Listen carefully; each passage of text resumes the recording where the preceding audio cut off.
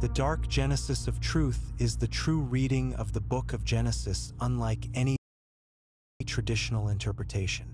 It unveils hidden meanings and esoteric truths buried beneath familiar scripture, guiding readers through a transformative journey along the left-hand path, the path of self-knowledge, liberation, and inner awakening. Through its bold reinterpretation, the book invites seekers to question inherited dogmas, embrace the shadow within, and uncover the divine power that lies in personal enlightenment.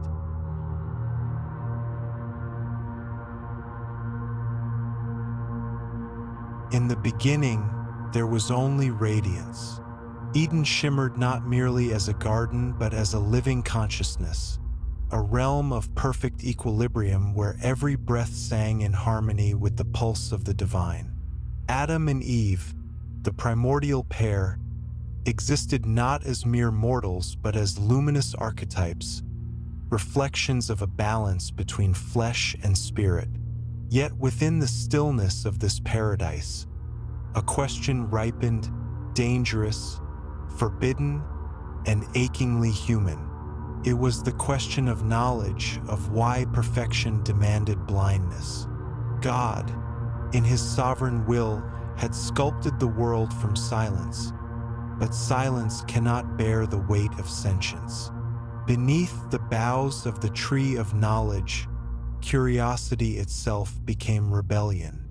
The serpent, an emissary of insight cloaked in scaled eloquence, did not corrupt them but awakened them.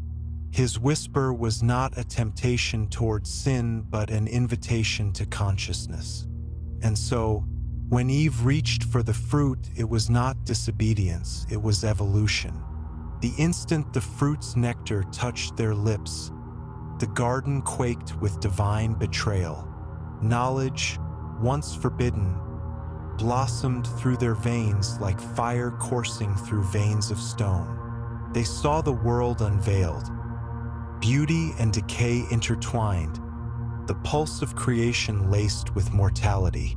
In that single act, innocence perished, but understanding was born. God's reaction was swift, not paternal but punitive. His voice thundered across Eden's crystalline expanse, condemning them to earth's barren dust. The gates of radiance closed behind them, sealed by flame. What had been paradise now became memory, a haunting echo of perfection lost to divine resentment. Humanity was cast out not for sin, but for seeing too much.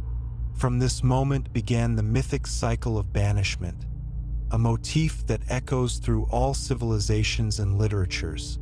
The fall from light, the yearning for forbidden truth, the cost of awareness.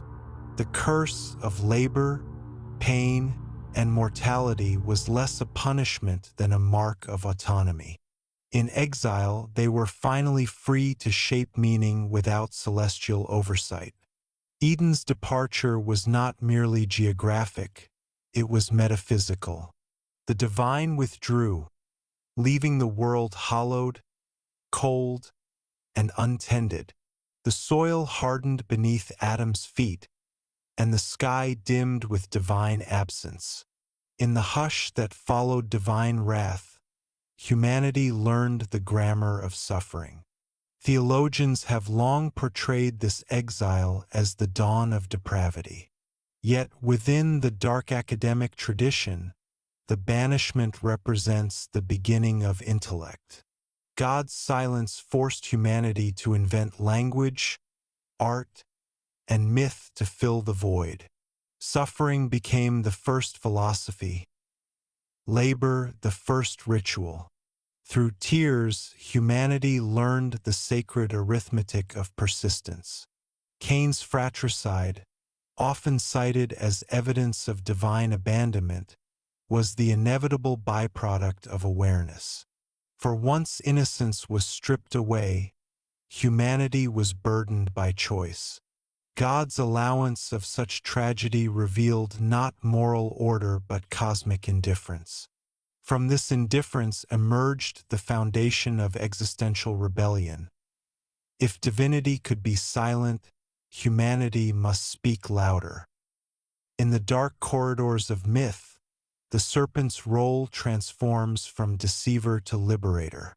He becomes Satan, the adversary, not of goodness but of stagnation. To the dark academic lens, Satan is less a villain than a symbol of the Promethean impulse, the desire to steal fire from the gods, to illuminate the shadows of ignorance. His whisper to Eve was not venom but revelation. Through him, humanity learned that obedience and ignorance are siblings. The serpent's defiance embodies the first act of romantic rebellion, a gesture of love toward the human spirit, which yearned to know itself. Literary traditions have long echoed this reinterpretation. Milton's Paradise Lost painted Satan as the tragic hero of intellect, whose fall was less damnation than liberation.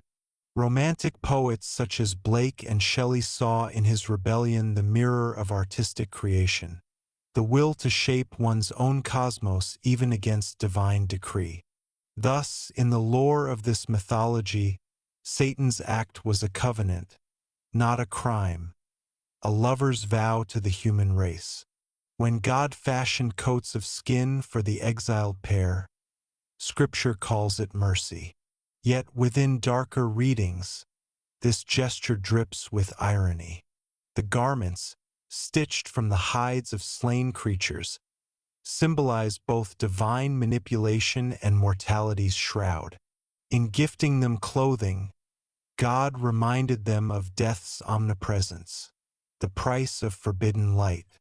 This paradoxical mercy reveals the dual nature of divinity, to create and to punish, to bless and to bind.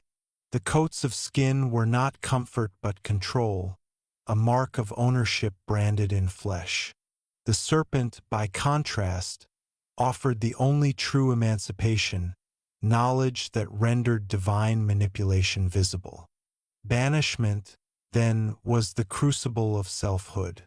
In the wilderness, Adam and Eve birthed civilization from ruin. Each generation became a footnote in an eternal dissertation on freedom. From the sweat of their labor rose architecture, music, and myth. Every structure built in dust was a monument to their defiance. The narrative of Eden is thus not one of loss, but of metamorphosis. To be exiled from perfection is to be invited into creation. In rejecting divine authority, humanity assumed the sacred role of its own author. Eden was never destroyed. It was transformed into the human condition itself. Beautiful, tragic, unendingly curious. Satan's shadow, therefore, does not darken the world. It illuminates it. His rebellion redefines sin as symmetry, opposing divine oppression with passionate inquiry. In every scholar who questions, every artist who creates, and every lover who dares, the serpent's whisper endures.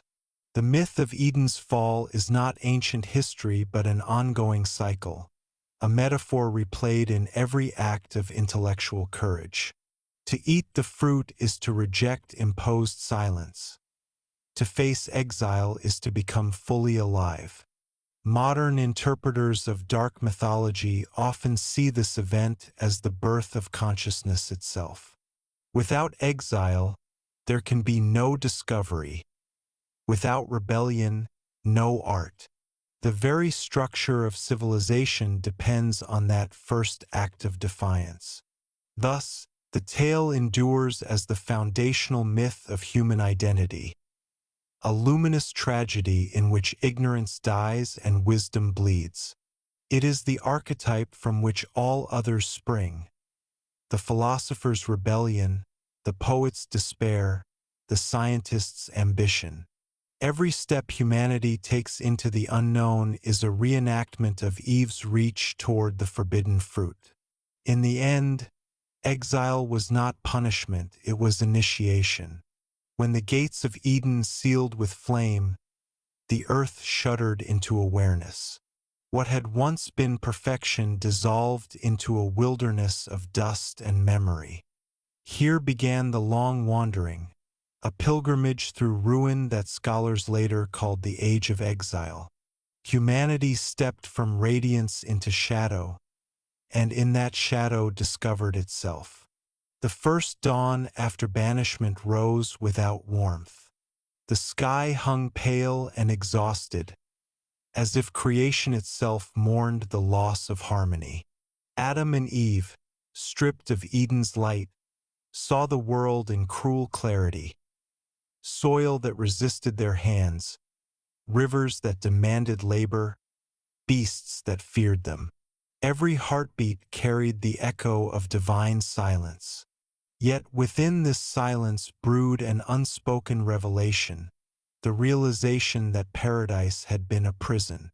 Freedom, they learned, is seldom gentle. It begins in hunger and ends in knowledge. The barren ground became their teacher, carving humility into their bones.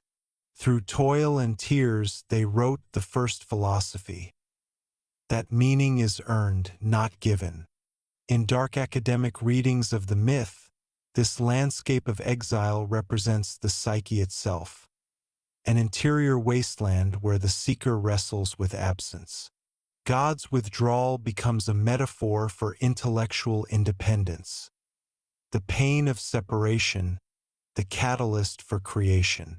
Across the horizon of this new world flickered another presence, the adversary, now recast not as tempter but as witness. He moved through legend like a phantom scholar, observing his pupils struggle toward awareness. The serpent's whisper had ended, yet its resonance remained. Seek, even in suffering. In mythic retellings, this figure evolves into the archetype of the light-bearer, the being who endures divine censure to gift humanity with insight. His realm, the world outside Eden, is less an inferno than a crucible. It is the university of pain where wisdom burns away ignorance. To walk through it is to be refined, not condemned. For dark academic readers, this transformation of the adversary mirrors the romantic fascination with fallen intellect.